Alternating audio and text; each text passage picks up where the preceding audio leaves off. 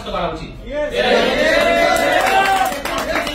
আপনাদেরকে আমি মনে করাই দিই, আপনারা এখানে অনেকে আমার চেয়ে বয়সে বড় আছেন, আপনারা এগুলো চোখে দেখছেন, আমি ইতিহাসে পড়ছি। 96 সালে বিএনপি ক্ষমতায় আসছিল দ্বিতীয়বার 2 মাসের জন্য, আপনাদের অনেকে মনে আছে।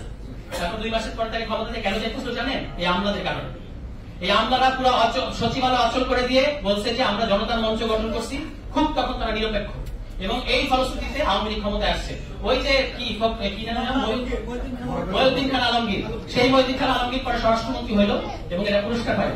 এই আমলারা পুলিশের পর্যন্ত রিয়েলাইজেশন হয়েছে যে আমরা ভুল করছি। আমলাদের মুখ থেকে আপনারা শুনছেন, আমরা দুঃখিত, আমাদের 3টা ভোট ডাকাতিতে এদেরকে সহযোগিতা করতে হবে, এটার বিচার হতে হবে। বাংলাদেশের জনগণকে আপনি ভোট দিতে যান নাই, 18 সালে ভোট দিতে গেছি, বলছে আপনার চেহারা দেখে মনে হয় আপনি নৌকাকে ভোট দিবেন, বাসায় যান। এরকম 3টা নির্বাচন আপনারা আওয়ামী লীগকে নির্বাচনের এখানে ভোট চুরিতে হেল্প করছেন। এই আমলাদের বিচার হতে হবে যে কারা কারা জড়িত ছিল। এখন তারা হুঙ্কার দিতেছে, এখন তারা রূপ পাতাইছে। যে সকল লোক শেখ হাসিনাকে জয় বাংলা বলে সালাম দিছে, তারা এখন বৈষম্য বিরোধিতার দোহাই দেয়। আমরা যাদেরকে সবগুলোকে চিনছি, সরকারকে আমরা বলবো যে আপনাদের সাথে জনগণ আছে, দুর্নমূল্য করা যাবে না, কাচুমাচু ভঙ্গি করা যাবে না। আর ইউনুস সাহেবকে আমি বলতে চাই, আপনি নোবেল লরিয়েট, আমরা আপনাকে সম্মান করি, কিন্তু আপনার কথার মধ্যে আমরা নমনীয়তা দেখতে পাই, এটা আমরা দেখতে চাই না। আপনি কেন বলেন যে আমি শুধু ফ্যাসিলিটেট করতে আসছি, আমরা সরকার না? আপনি আপনার ক্ষমতাটা বুঝতে শেখেন যে আপনাকে বাংলাদেশের জনগণ কোন ক্ষমতা দিচ্ছে। হয় ইতিহাসের অংশ হন, না হলে ইতিহাসে আত্মা করে করতে হবে। তখন শুধু নোবেল লরিয়েট দিয়ে আমাদের সাথে করলে হবে না। আপনাকে বাংলাদেশের জনগণ একটা ঐতিহাসিক সুযোগ দিচ্ছে, এই সংস্কার কার্যক্রমে আপনি বাংলাদেশের জনগণকে নেতৃত্ব দেন। আমরা সাথে আছি, তরুণরা সাথে আছে। তরুণরা বলছে যে আবু সাইদ মুক্ত, শেষ হয় নাই যুদ্ধ শেষ হয় নাই। যারা এই ইন্ডিয়া সহ দিল্লি সহ যারা তাদের যে যারা দোষর আছে এই দেশে, যারা এর মাঝখানে আসবে, তাদেরকে আমরা বাংলাদেশ জনগণ আবার প্রতিহত করবো। এটা বাক্য পরিষ্কার। আমি শেষ করবো এটা বলে যে সংস্কার হতে দিতে হবে। নির্বাচন আর সংস্কারকে আপনার মুখোমুখি দাঁড় করাবেন না রাজনৈতিক দলগুলো। নির্বাচন হবেই।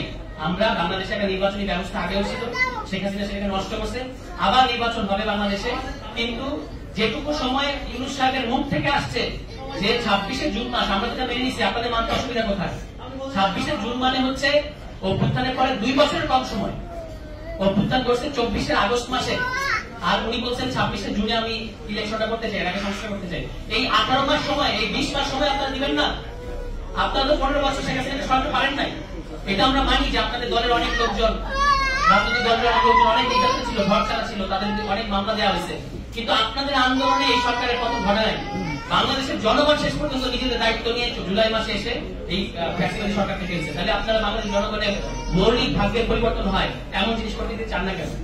শুধু ভোটের সময় আসবেন আর অন্য সময় বাংলাদেশ জনগণের পক্ষে থাকবেন না, এই দিন কিন্তু শেষ। এখন আপনি দেখেন এই নাগরিক কমিটির সৌন্দর্যটা কি, এটা বলে আমি শেষ করি। সারা দেশে আমরা যখন এই রাইজিং কর্মসূচিগুলো করতেছি, এখানে কারা কথা বলতেছে? আপনার সামনে আমি কে কথা বলতেছি? কারা কথা বলছে? তাদের কোনো বাপ দাদার ওরকম বড় বড় রেকর্ড নাই। আমরা বাপের রেফারেন্সে আসি নাই, দাদার রেফারেন্সে আসি নাই, আমরা নিজের যোগ্যতা দেখে আসছি। আপনারা এখানে নিজের যোগ্যতা দিয়ে আসছেন।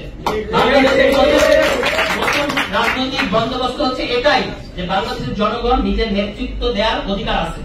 শুধুমাত্র আপনি অমুক এমপি ছেড়ে আইসা তারপর আপনি বসবেন, তারপর আপনার নাতি এই বন্দোবস্ত আর চলবে না।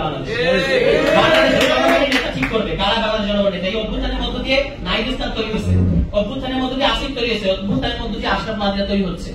এই নেতাদের পাশে থাকেন, এরাই জনগণের নেতা। এবং যারা হচ্ছে রেফারেন্সে আসে, বাপদাদা সূত্রে আসে, এদেরকে প্রত্যাখ্যান করেন। এদের বাংলাদেশের জনগণের প্রতি কোনো কমিটমেন্ট নাই। এরা থাকে অস্ট্রেলিয়ায়, থাকে আমেরিকায়, এবং একটা পাসপোর্ট করা থাকে, ওখানে যাওয়ার জন্য তারা এক পা রেডি থাকে, বিপদ দেখলে দৌড় দেন। আমরা এগুলো দেখছি। যারা এই বিপদে আপনি যাদেরকে পাশে পাবেন, তাদেরকে পাশে থাকে এবং নিজেরা নিজেদেরকে নেতৃত্ব দেন, নিজেদের আমাদের যে নেতৃত্ব গুণ আছে এটাকে রিক্লেম করেন। এটাই হচ্ছে জাতীয় নাগরিক কমিটির কাজ। রাজনৈতিক দল প্রসঙ্গে আমি লাস্ট একটা কথা বলবো, যেটা আশরাফ মাহমুদ বলছেন, আমি এটাকে আরেকটু ক্লারিফাই করার জন্য বলতেছি। বৈষম্য বিরোধী ছাত্র আন্দোলন বাংলাদেশের ইতিহাস তৈরি করছে, তারই ধারাবাহিকতায় জাতীয় নাগরিক কমিটির আবির্ভাব করছে।